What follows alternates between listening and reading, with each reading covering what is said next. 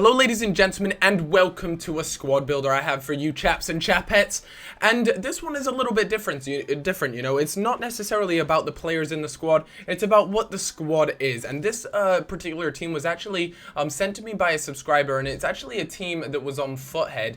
And I guess I should give the guy that actually created the squad the credit. He goes by the name TTG on Foothead, and it's called the Perfect Work Rate Team. And I feel as though work rates is one of the things that is the most overlooked things in Ultimate Team. You know, not many people know about it. Not many people know what to do with them, or even understand them too well. As you know, as a lot of people might think they're relatively self-explanatory, which they sometimes can be, but they don't know when it's important, when it's not important like that. So I figured I wanted to try this team out and see if it really made that big of a difference, and see how well I played with a perfect work rate team. Now, with every different formation, you want different work rates in different positions. So I'm doing it for a 3-5-2, and you know, maybe it might be worth me doing a little bit of a series where I go through a bunch of different formations and I use a team with the perfect work rate in all these different formations, so that you guys can get a rough idea of what is a good work rate to have in what position, in what formation. So I'm saying a whole lot of different info here. Feel free just to rewind, and so that you can kind of understand it a little bit better. But let's take a look at the team now, and like I said, it's not so much about the team of the squad, but more about the work rates they hold. But I'll talk a little bit about that a little later on. So in goals, you have Marchetti. Marchetti is a really solid keeper. I'm still pretty sure I prefer Buffon to him, but Marchetti is still a solid choice for a keeper. At centre back, we have Barzagli there. Barzagli's solid, really good at defending, and he's got pretty good heading as well. Then to his left, we have Chiellini. Chiellini is, if not the best centre back, definitely in the top 3 for me. He is just magnificent. Then at the right centre back position, we have De Juru there. De Juru is a solid player. I currently have his Arsenal version in at the moment, but that will get changed up very shortly to the Bundesliga version, the transferred version. At left mid, we have Asamoah, the Juventus player, and then over at the right mid, we have Shaqiri there, who plays for Bayern Munich as well. As you can see, I decided, I just realized I had the Arsenal version in there, so I needed to swap that out really quickly for the Bundesliga version. Then at defensive mid, we have Rossi. Rossi is very much like Pirlo, you know, great at holding the play up, slowing the tempo down, and playing some fantastic passes. He's got a high defensive work rate and a medium attacking, and his partner to his right there, Luis Gustavo, has exactly the same work rates, and those are perfect for a defensive midfielder. You know, you don't want them flying up the pitch so that they're not there to do their defensive midfield work sort of job. That's why they're in there. They're there to help out the center backs, and they're just so key that they have a high defensive work rate. Someone like David Luiz isn't actually ideal, because of the reason that he'll end up just going flying up there with his high attacking work rate, and a lot of the times it just leaves the 3 center backs with, you know, 3 center backs versus maybe like 5 attackers. At the center attacking midfield role, I have Diego there, a high attacking work rate and a medium defensive. You do not want your center attacking midfielder to have high attacking work rate and a high defensive work rate. Otherwise, you'll just find that they are bombing up and down the pitch. One, they'll get really out of breath really quickly, you know, their stamina will just drop, and secondly, they're never where you want them to be. They're too busy going either at the top of the pitch or at the bottom of the pitch. They're never in the middle where you need them to be.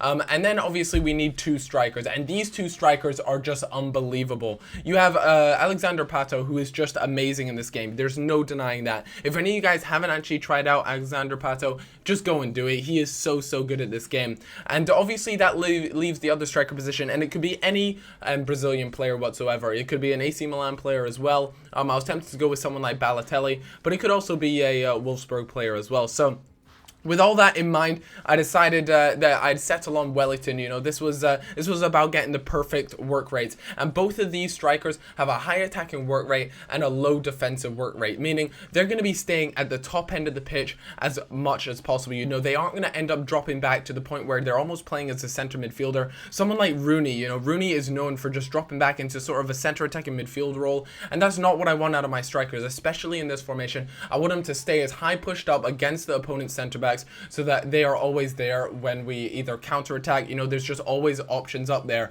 and that is really important when it comes to strikers. So let's talk a little bit about some of the some of the work rates on the other players. So at the left mid, we have Asamoah, the Juventus player. He has a high attacking work rate and a high defensive work rate. Now in a 3-5-2, that is so important for the reason that you want your left midfielder to be attacking, but also you want him to be able to drop back really well to help out with the defense. So although that most players don't actually do well when you have a high attacking and a high defensive, because there's no doubt about Asamoah is going to be out of breath by the end of the game, and he will have to go through some fitness issues, but he is still really good because he does both jobs very, very well.